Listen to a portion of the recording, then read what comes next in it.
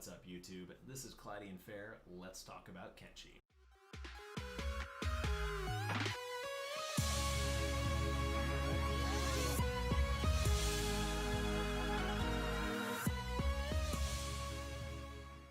As you may know by now, Kenshi is a fairly complicated sandbox game that has depth and craziness galore. The depth is further enhanced by a not-so-friendly UI.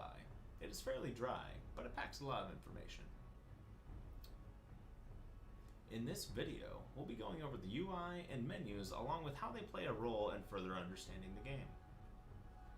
Starting off, let's talk about the middle section. This section is used primarily for organization of units between separate squads, along with giving you a visual cue when combat is happening. To change which unit you are focusing on, all you need to do is left-click on it. Selecting a separate tab will change the unit shown to whomever is assigned to that squad. Double-clicking on a unit will make your camera focus on them, regardless of how far away they are from where your camera currently is. That might cause some loading screens. Whenever a unit is in combat or under attack, their picture will flash red. If they're unconscious, it'll be slightly grayed out.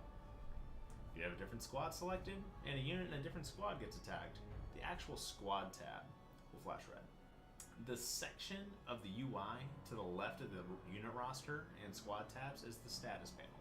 It states the status of the unit selected, normal, critical, wounded, unconscious, recovery, coma, like these things, along with the health of their different body parts, their blood levels, and a hunger meter.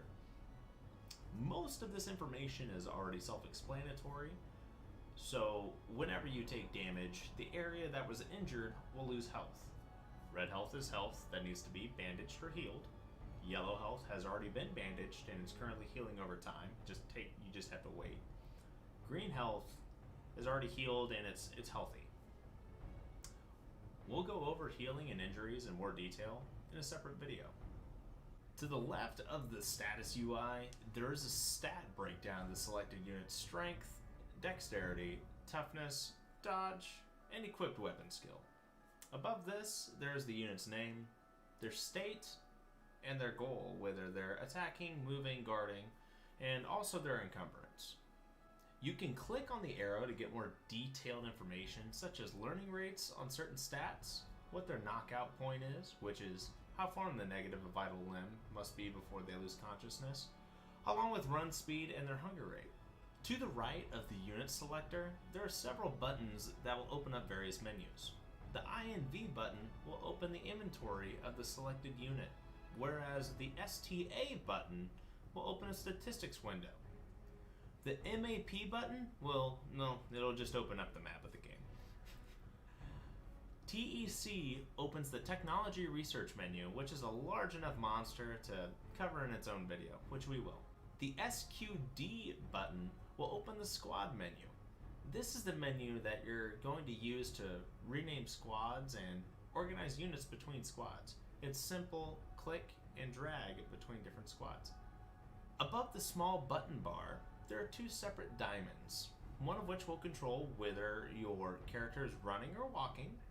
The second diamond will change which floors and buildings are visible whenever a character enters. This is mostly helpful for viewing interiors when you're trying to interact with different items inside buildings.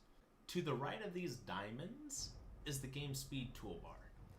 This is what essentially helps you control the flow of the game, whether it's pausing it, going at a standard 1x speed, a 2x speed, and a 3x speed. And they're there for your convenience. Next to the game speed toolbar is your faction bank balance, which essentially tells you how many cats or money you own. It also tells you which day in game it is, along with in-game time. This is useful for stealing. The hammer and nail button opens the building interface, which we're going to cover in a separate video. Finally, the bottom right portion of the UI is the orders interface. This will show what jobs the selected unit is assigned, along with whether or not these units are ordered to be passive, defensive, so they only block, hold, which is for them to stand their ground but fight when attacked, taunt other units, sneak, Use ranged weapons, which deselecting this on a unit with a ranged weapon will actually make them draw their sidearm or perform martial arts, along with toggling their entire job function. There's also a rescue button, which will essentially what rescuing is it's going to pick up a downed allied unit and place them in a bed.